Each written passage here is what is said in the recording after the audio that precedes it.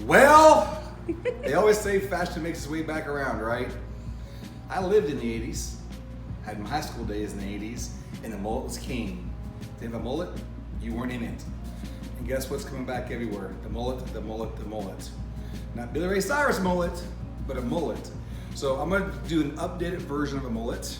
It's easy to do an 80s mullet. You just shave the sides off and let the back lay, you're done. Then put a flat top on top or just a spikies bit. So let's make more of a fashion mullet. If we're gonna do the mullets, let's update it. So we've decided today we're gonna leave some fringe in the front, over the ear, longer in the back, and spike out the top. So to ensure my perimeter stays where I want it to the front, I'm gonna get rid of the, pardon me, the camera angle, the pieces that will be our focal for the front. So get rid of them so I don't accidentally cut them. And David Boyd Jr. here doesn't mind at all. There, we won't cut this till we start piecing it towards the top, okay? Back in camera again. And I'm gonna do it with the razor. I don't hardly ever film razor cutting. I'm gonna take a razor. I want it piecey and flowy, but we want it over the ear. So I'm gonna start right here. And we're gonna get rid of what we don't need. I want soft and, hate the terminology, but chewed up.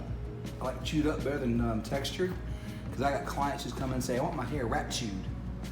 Because they want that chewed up look. That's what we're gonna do. I'm gonna get rid of the bulk, and then we'll clean it up as we continue. So,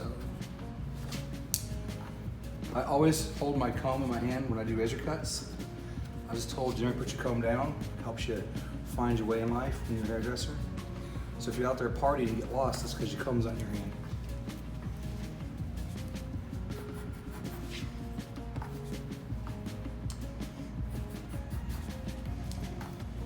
And these kind of haircuts are fun when you're busy on a Saturday and you have some uptight hairdressers work next to you.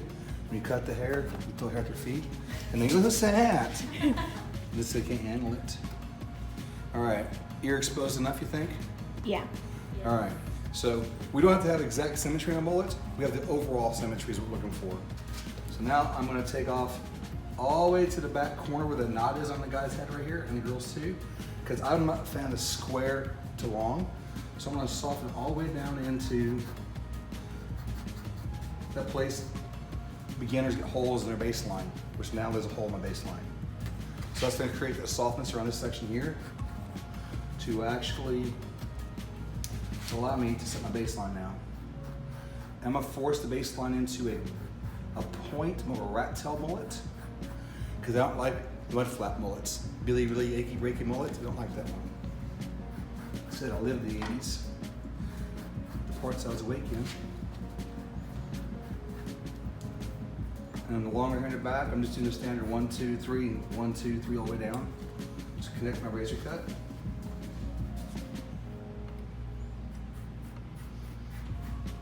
Walking my angle down towards my baseline as I go.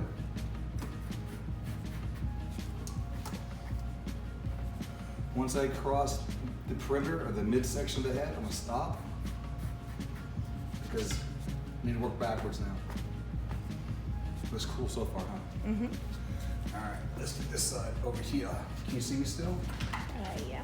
All right. I'm gonna get some of this love out of here. Junky.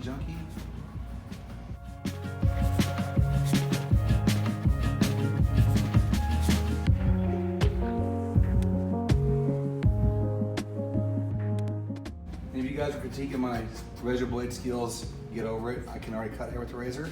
This is a mannequin. It's not a how to cut with the razor. This is a haircut video. Use any technique you want that makes you feel happy. There's 1,000 ways to cook a hot dog, and there's 1,000 more after that, 1,000 more after that. And some of y'all said, ew, hot dog. I like hot dogs. My favorite way is on a grill. Get them charred and boiled and blackened and whatever.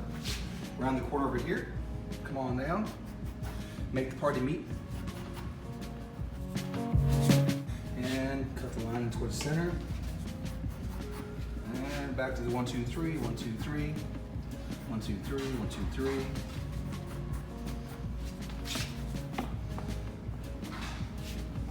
Look at that swishy, like that. Mm-hmm.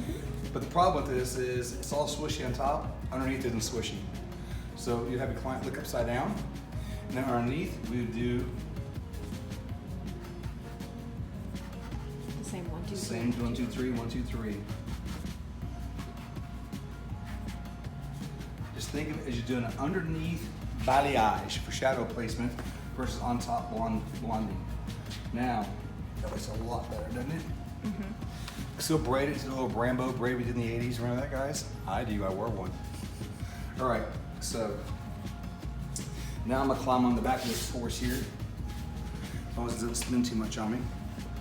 We need a focal up here. The way we section it off for you guys to understand star patterns, this is a star pattern because there's a star here, there's a point here, and point here. So I'm gonna pick up this here, corner of the star, come back to this corner of the star. And this color placement, you can see it's almost perfect too.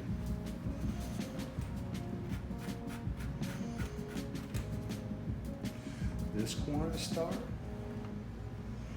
gonna cut upside down this way. So I'll get in front of the camera.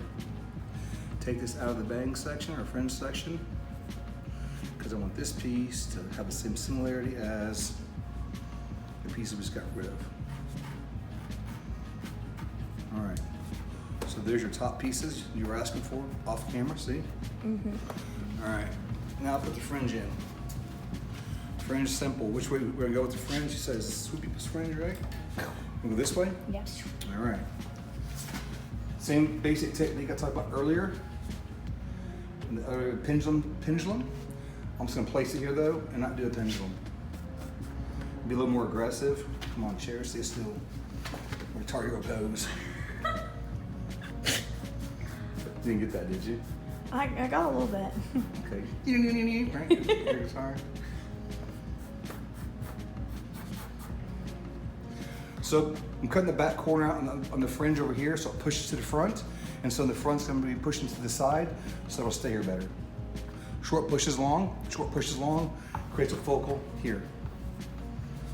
Like the back, 1, 2, 3, 1, 2, 3. This is real flat to the head, guys. Just a little bit of shaving here. Underneath, however, want some more texture and movement.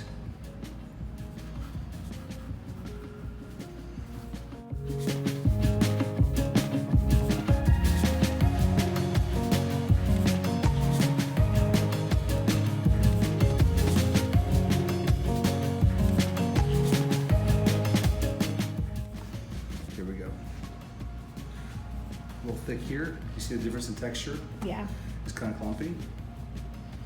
Come in. For you guys who draw,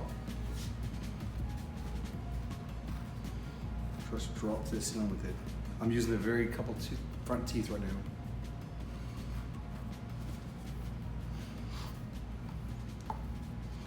We'll dry it up, style it out, let you guys check it out and critique it and tell me how great it is or how bad it is. And if I missed a piece, we'll adjust it. What happens when you cut this way? All right, we're back in a few minutes. All right, guys, before we actually start drying the pixie, spiky mullet out, really, if you think about it, what it really is, it's a shattered, disconnected bob. You see that shape? Right? So it's a disconnected, shattered bob. So I used to travel and teach, I still do, but I used to go to hair schools and teach. You get in trouble because I said there's 3 kinds of haircuts. And Sassoon did a flip in his grade. Yes, Mr. Sassoon, there's 3 types of haircuts. We have a bob, we have a pixie, or a military haircut. A men's haircut is a pixie, unless you're using clippers and razors, then it's too short to be a pixie, I believe. And then if you have any of the baseline on it, I call it a bob. I don't care if it's down to your ankles or down to the mid-back. If you've got layers in it, then it's a layered bob. So I think everything being the same haircut, you don't have to change everything as much. Although they're all different, I know you'll throw rocks at me, some hairdressers out there, but look, that's a bob. You know, there's not really a baseline. There is a visual baseline that your eye connects to lines so you can see it. So it is a shattered, textured, visual bob until you spike it up and make the mullets jump out over here, right? So if you stop overcomplicating your thought processes among shapes and systems, cutting becomes easier. If you're trying to memorize how to do a haircut, step 1, step 2, step 3, it makes life much harder. Learn systems, you can do any haircut with system, and it takes you less time. It makes life less frustrating and more creative because you're free to create your art or your magic.